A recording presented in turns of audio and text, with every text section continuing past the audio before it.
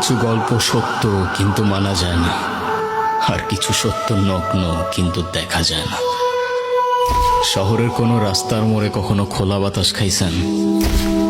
বাতাস, হাওয়া চলতে থাকে, তারে কেউ আটকায় না। আমি গুরু, আমারেও কেউ আটকায় না।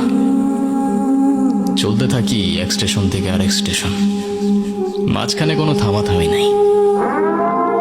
এই লাল কুঠি আমার বাড়ি, আর এই কুঠির ব্যবসা নারী।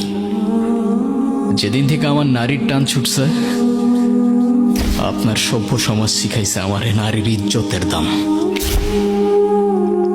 লাল কুঠির মালিক পরিবর্তন হয়, ঠিক যেমন সরকার, যতক্ষণ ক্ষমতা ততক্ষণ মালিক। ছোটবেলা থেকে এখানেই বড় হয়েছি।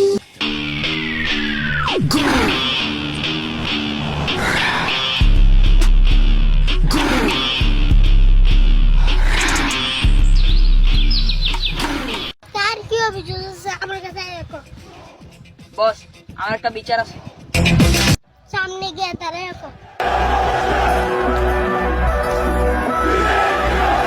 বস, আমি পাশের গলিতে গেছিলাম, ওইখানে জাহিদ আমারে একলা পাইয়া গাড়াই দিছে।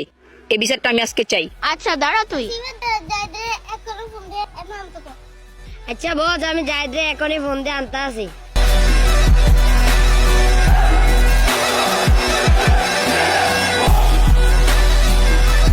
আসসালামু আলাইকুম উস্তাদ, আপনি আমারে ডাকছিলেন?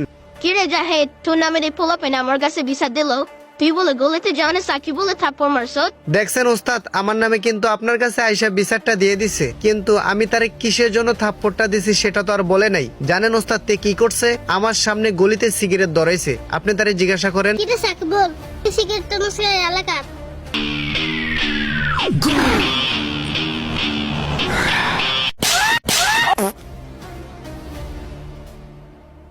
তুই এরকম বিচার দিতে আমার কানের ভিতরে না শুনি। আচ্ছা ঠিক আছে, একজন বিচার রেডি। আচ্ছা উস্তাদ, অনুমতি দেন, তাহলে আমি চলে যাই। হ্যাঁ